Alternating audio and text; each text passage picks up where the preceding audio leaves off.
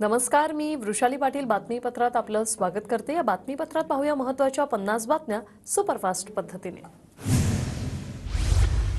नरेंद्र मोदींची नाशिकच्या पिंपळगावमध्ये सभा पार पडली आहे। भारती पवार, हेमंत गोडसेंसाठी मोदींची जाहीर सभा। देवेंद्र फडणवीस, छगन भुजबळ आणि महाजन यांच्यासह अनेक मोठ्या नेत्यांची उपस्थिती। नाशिकच्या लासलगावमध्ये कांद्याच्या माळा घालून शेतकऱ्यांचं आंदोलन। मोदींच्या सभेच्या पार्श्वभूमीवर शेतकऱ्यांचं आंदोलन। कांद्यावरील संपूर्ण निर्यात बंदी उठवण्याची मागणी। पंतप्रधान नरेंद्र मोदींचा आज संध्याकाळी मुंबईमध्ये भव्य रोड शो। घाटकोपरमध्ये अशोक सिल्क मिल ते हवेली ब्रिज मार्गावर संध्याकाळी जोरदार शक्ती प्रदर्शन। शिंदे गटाचे कल्याण मुरबाड जिल्हाप्रमुख अरविंद मोरेंचा राजीनामा। कल्याणमध्ये मोदींची सभा, व्यासपीठावर स्थान न दिल्याने अरविंद मोरेंनी राजीनामा दिल्याची माहिती। नाशिकच्या ग्रामीण भागात शांतिगिरी महाराजांचा प्रचार। बैलगाडीतून प्रचार करत घेतल्या मतदारांच्या गाठीभेटी। महाराष्ट्रात यंदा 12 जूनपर्यंत मान्सून दाखल होणार। हवामान विभागाचा अंदाज 28 मे पर्यंत मान्सून केरळमध्ये दाखल होण्याची शक्यता। विदर्भ वगळता राज्याच्या उर्वरित भागात मान्सूनपूर्व पावसाची शक्यता। किनारपट्टीवरील तापमान सरासरीपेक्षा 3% वाढलंय। अमरावती जिल्ह्यात निवडणूक काळात 66 बळीराजांच्या आत्महत्या। जानेवारी ते एप्रिल या महिन्यात 118 शेतकऱ्यांनी मृत्यूला कवटाळलं। निवडणुकांमुळे आत्महत्यांकडे दुर्लक्ष, शेतकऱ्यांचा आरोप। अमरावती जिल्ह्यातील वरुड तालुक्यात वादळी वाऱ्यासह पावसाची हजेरी। भालापूर शिवारातील वीज कोसळल्याने 3 मृत्यू। नांदेड जिल्ह्यात अवकाळी पावसामुळे भाजीपाल्यांसह पिकांचंही मोठं नुकसान। शासनाने तात्काळ मदत देण्याची शेतकऱ्यांची मागणी। बुलढाणा जिल्ह्यात विजांच्या कडकडाटासह अवकाळी पावसामुळे आंब्यासह भाजीपाल्याचं नुकसान।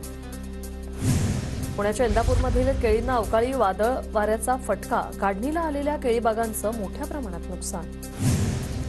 वाशिमच्या पाचंबा शिवारातील वन्य प्राण्यांकडून उन्हाळी ज्वारीचं नुकसान। नुकसान भरपाई देण्याची शेतकऱ्यांची वनविभागाकडे मागणी। लातूरच्या अनेक भागांमध्ये वादळी वाऱ्यासह गारांचा पाऊस। किल्लारी, रेणापूर, निलंगा या भागातील पिकांचं नुकसान। सांगलीमध्ये तांत्रिक कारणं न दाखवता पाणीपुरवठा करा। पाणी टंचाईची परिस्थिती पाहता विभागीय आयुक्तांच्या सूचना।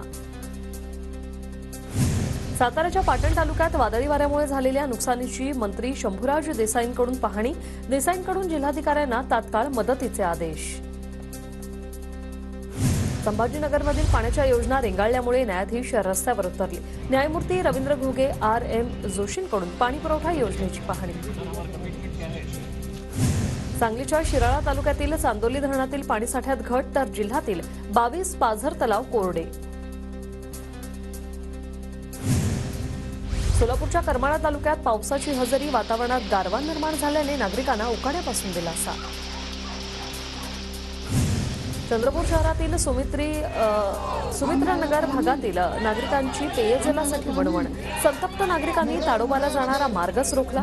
प्रशासनाचं 10 दिवसात पाणीपुरवठा नियमित करण्याचं आश्वासन। नंदुरबारच्या सातपुड्यातील दुर्गम भागातील नर्मदा शाळांचे अवकाळी पावसानं नुकसान, तर बांधकामासाठी ठेवलेल्या साहित्याचंही नुकसान। साताऱ्याच्या वाईत धावत्या एसटी बसवर आंब्याचं झाड कोसळल्यानं बसचा अपघात, चालक गंभीर जखमी। चालकाच्या प्रसंगावधानाने प्रवाशांचा जीव वाचला।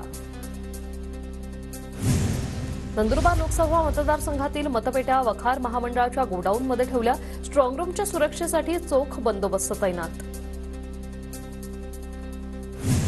अमरावतीच्या जिल्हा सामान्य रुग्णालयात रक्ताचा तुटवडा। आरोग्य विभागाकडून रक्तदानाचं आवाहन। नाशिकच्या मालेगावातील अजंग गावात 8 वर्षीय मुलीच्या हत्येचा निषेधार्थ रास्ता रोको। राहत्या घरातून मुलगी बेपत्ता झाली होती। आरोपीला अटक होत नाही तोपर्यंत रस्ता सोडणार नाही, ग्रामस्थांचा इशारा।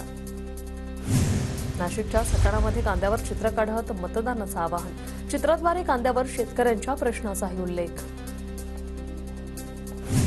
सिंधुदुर्गच्या फोंडाघाट बाजारपेठेत वाहतूक पोलिसांची सरप्राईज व्हिजिट। वाहतुकीला अडथळा ठरणाऱ्या आणि नियमबाह्य वाहतूक करणाऱ्या वाहनांवर कारवाई। कोल्हापूरच्या इचलकरंजीमध्ये प्रदूषणामुळे पंचगंगा नदीच्या किनारी मृत माशांचा खच। मृत माशांचं पिंडदान करत युवा महाराष्ट्र सेनेकडून आंदोलन। नागपुरातील शासकीय वैद्यकीय महाविद्यालयात कंत्राटी कर्मचाऱ्यांचं आंदोलन. गुणवत्तेचं कारण देत कामावरून काढल्याचा कर्मचाऱ्यांचा आरोप. एजन्सीकडून अर्धवट पगार मिळत असल्याने कर्मचारी संतप्त. चंद्रपूरच्या चिमूरमधील खानगावात वाघाच्या हल्ल्यात युवा शेतकऱ्याचा मृत्यू. वाघाच्या दहशतीने त्रस्त नागरिकांमध्ये संताप. प्रेमविवाहाला नकार दिल्यानं चंद्रपुरात वाघाच्या शिकारीचे प्रकरण उघडकीस. 6 महिन्यांआधी वाघाची शिकार झाली होती. वनविभागाकडून आरोपींना अटक. चंद्रपुरात परिवहन विभागाच्या ताफ्यात नवी वाहनं दाखल. स्पीड गनसह आधुनिक तंत्रज्ञानाने सज्ज 5 वाहनं 15 तालुक्यांची जबाबदारी सांभाळणार. हिंगोलीत पारंपरिक पिकाला फाटा देत शेतकऱ्यांची मिरची लागवड. मिरची लागवडीतून शेतकऱ्यांना 9 लाखांचं उत्पन्न. पंढरपूरमधील इंदिरा गांधी भाजी मंडईची दुरावस्था. पालिकेने पावसाळ्यापूर्वी देखभाल दुरुस्तीची कामं करण्याची मागणी. चंद्रपुरात उत्पादन शुल्क विभागाच्या वॉन्टेड अधीक्षकाला एसीबी कडून अटक. बिअर शॉपीच्या परवाना प्रकरणी अधीक्षकाला बेड्या. 7 दिवसांपासून अधीक्षक फरार होता. नागपूरमध्ये दुकान चालवण्यासाठी खंडणी मागणाऱ्या 3घांना अटक. बर्डी पोलीस ठाण्यात गुन्हा दाखल. वर्धा नगर परिषद शहरातील आता होर्डिंग्स तपासणी मोहीम राबवणार. होर्डिंगची परवानगी आणि स्टॅबिलिटी प्रमाणपत्र तपासणीसह प्रमाणपत्र नूतनीकरण करून घेण्याच्या सूचना. अमरावती शहरात तब्बल 318 अनधिकृत होर्डिंग काढण्याचे पालिकेचे आदेश. पण अद्याप होर्डिंग जागेवरच.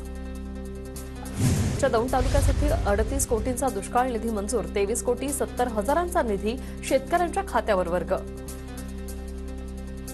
नाशिकमध्ये पावसामुळे 513 हेक्टरवरील पिकांचं नुकसान. वादळी वाऱ्यासह झालेल्या वळीवाच्या पावसाचा 41 गावांना फटका. नाशिकमध्ये पाणी टंचाईचं संकट गडद. 12 तालुक्यातील 1139 गाववाड्यांना टँकरने पाणी पुरवठा. तर 6 लाख नागरिकांना 350 टँकर आणि खासगी विहिरीतून पाणी. गोंदिया जिल्ह्यात भीषण पाणी टंचाई. जिल्ह्यातील धरणांमध्ये फक्त 19%च पाणीसाठा शिल्लक. नागरिकांची तारांबळ. परभणी जिल्ह्यात ऊस गाळप प्रक्रियेला सुरुवात. कारखानदारांकडून गळीत हंगामाचं रोलर पूजन. अकोला शहरातील अशोकराज अंगडिया सर्व्हिस कंपनीवर आयकर विभागाची धाड. सकाळी 6 वाजल्यापासून कुरिअर कंपनीत आयकरच्या अधिकाऱ्यांचा तपास. अंगडिया कुरिअर सर्व्हिस कंपनी 1985 पासून कार्यरत.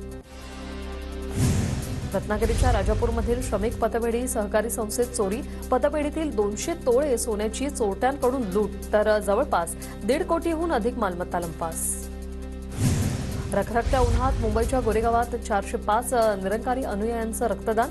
संत निरंकारी चॅरिटेबल फाउंडेशनच्या वतीने रक्तदानाचं आयोजन. नागपूरच्या रॅमटेकमध्ये घरगुती वादातून जिम ट्रेनरची आत्महत्या. खिंडसी तलावात आढळला मृतदेह.